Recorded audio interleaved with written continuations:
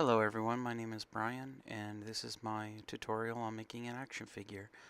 These are the tools I use. Here's my calipers. I have a soft eraser that I've had forever, another different type of caliper.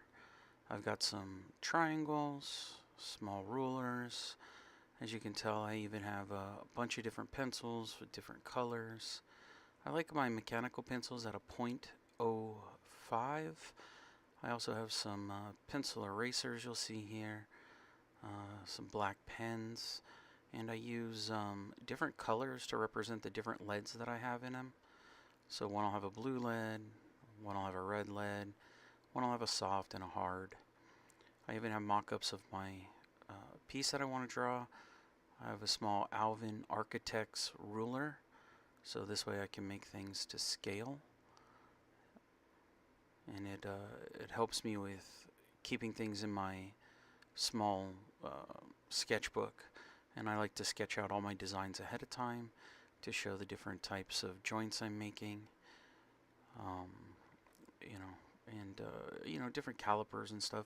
I even have a G.I. Joe men in the back so that I can look at their different ideas. Here's some different mock-ups that I have.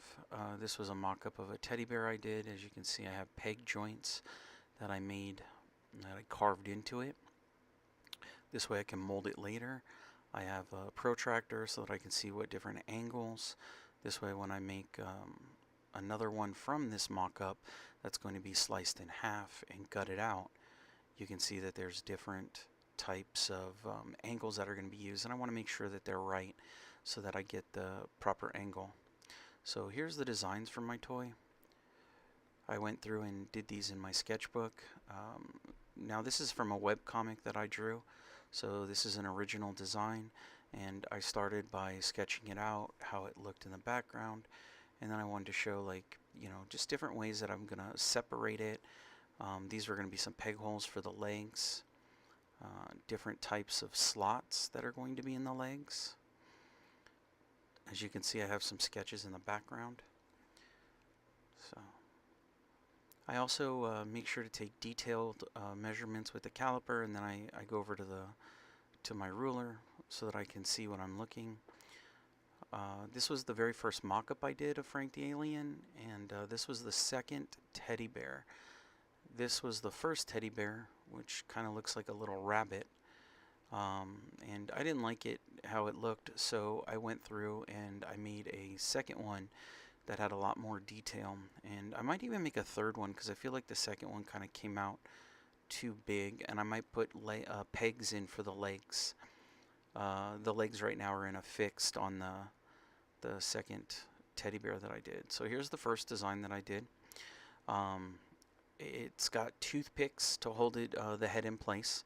It has no support structure in it, and with the second one I actually have an armature inside, so the head comes off, it has a peg, and it actually has aluminum foil inside. It's the ball of the head.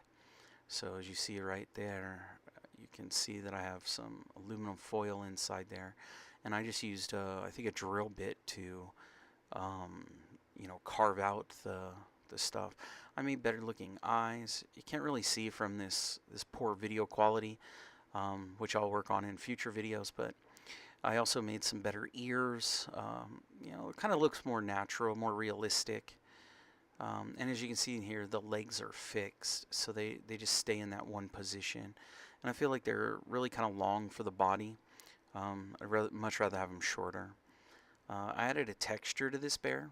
So there's hair all over it. He's got a little tail, whereas my other one, he didn't have any of that stuff. So, and then I made each individual arm. Again, sorry about the poor quality, but you can see that I have paws on this one, and where the other ones I did not. And you can actually see the metal wire hanging out from the armature that I used inside. And this way it gave the bear the ability to hold its position while I was carving, and ultimately boiling it so it didn't fall apart on me. The other one, the arms had to be real short and stuff like that because it would just fall apart if you don't have an armature inside of it. And it's solid Sculpey, the other one, so boiling it made it a lot harder. The smaller, thinner pieces become brittle because they've been in longer, because you have to wait for the thicker pieces to harden up.